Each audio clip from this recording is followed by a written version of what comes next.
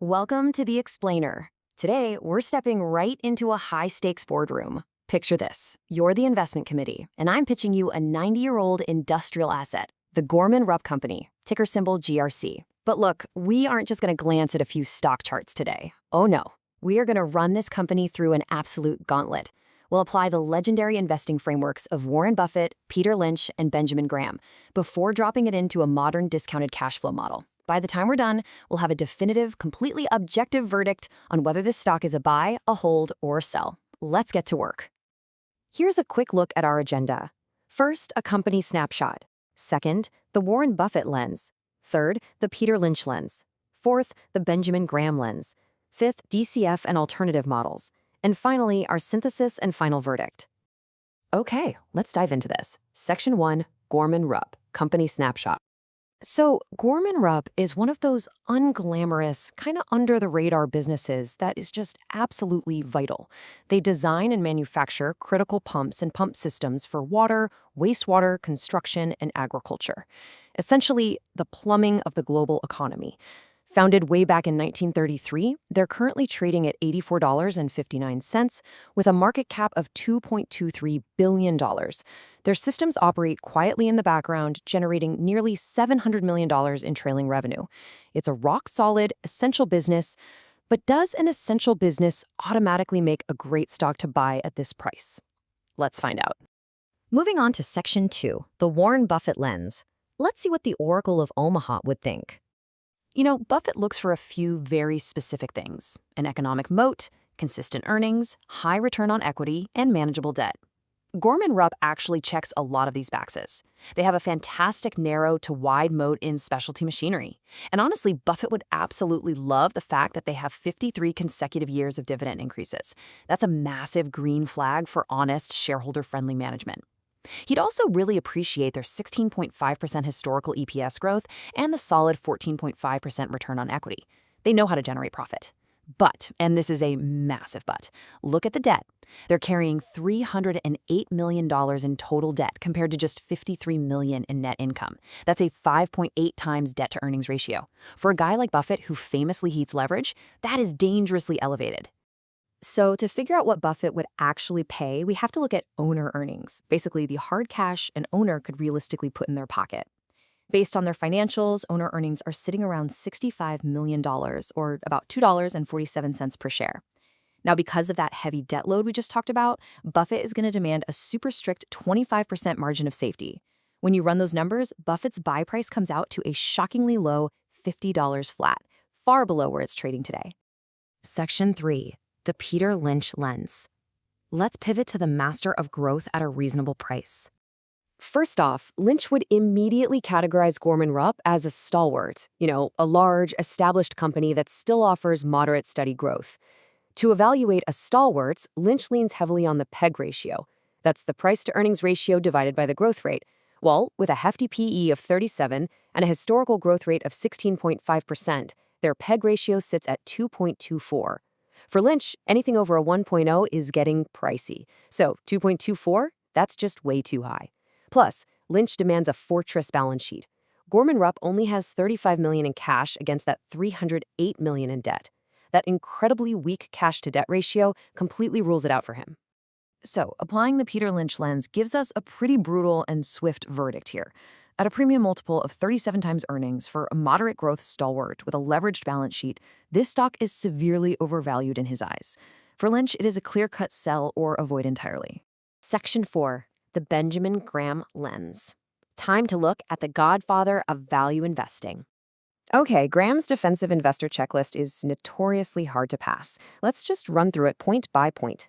Adequate size? At $2.23 billion, pass. Strong financial condition? Their current ratio is 2.36, meaning their short-term assets easily cover short-term liabilities. So, pass. Earnings stability and dividend record? With 53 years of consecutive hikes, that's a pass and a pass. It's looking good. But then, we hit valuation.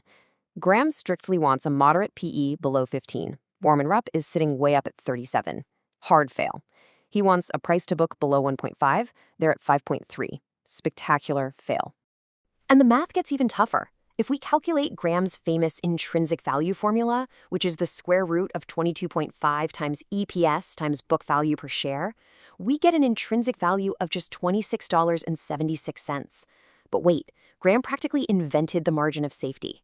He demands at least a 33% discount to that value just in case things go wrong. Factor that in, and Benjamin Graham's buy price is a shockingly low $18. Yeah, $18. He wouldn't touch the stock anywhere near its current trading price. Section 5. DCF and Alternative Models. Let's fast forward to modern valuations. So let's step away from the old school purists and build a base case discounted cash flow model.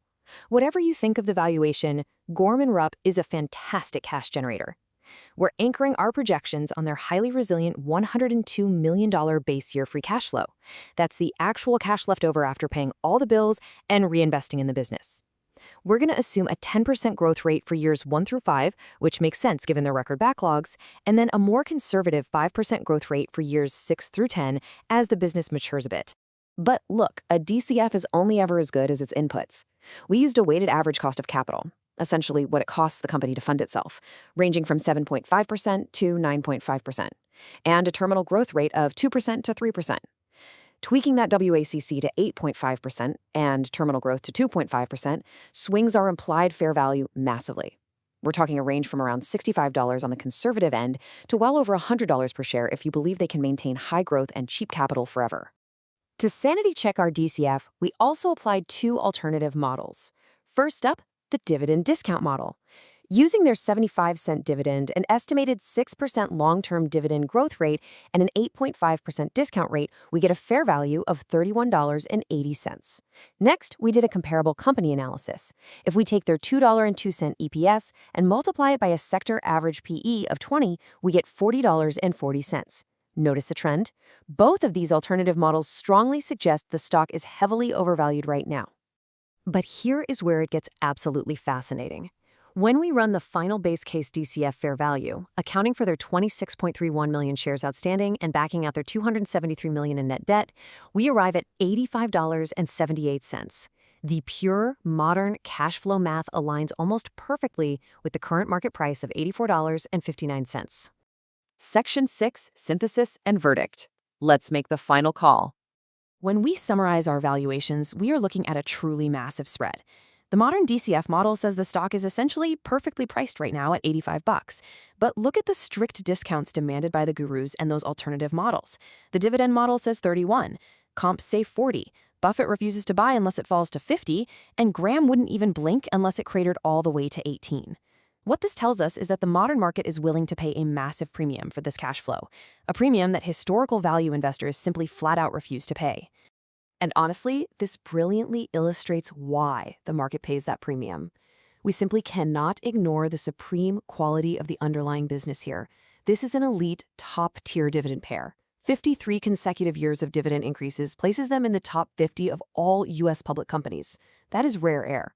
Furthermore, they are sitting on a record $247.9 million backlog of orders. The business itself is just operating at an incredibly high level. But hey, we're the investment committee, right? We have to balance this objectively. The strengths are undeniable. Highly resilient operating margins of 15.6%, that massive record backlog, and incredible free cash flow generation. But the glaring risks are equally undeniable. Their high debt leverage is eating up a really meaningful share of operating profit through heavy interest expenses. And at the end of the day, you are paying a huge 37x PE valuation for an industrial manufacturer. It is priced for absolute perfection. Which leads us to our final verdict. Blending the insights from Buffett, Lynch, Graham, and our quantitative models, Gorman-Rupp is a hold. It is perfectly, fairly valued on today's cash flow metrics, but that means it leaves absolutely zero room for error for new money. If you already own it, you hold it tightly for that legendary dividend. But if you're looking to deploy new capital today, you have to wait for a pullback to buy. Which leaves us with one final provocative question for you to ponder. We've seen Buffett's price, Lynch's brutal verdict, and Graham's extreme discount. If market turbulence creates a pullback, at what price will you define your own margin of safety and step in to buy this 90-year-old dividend stalwart? Think about your own framework. Thanks for joining this explainer, and keep learning.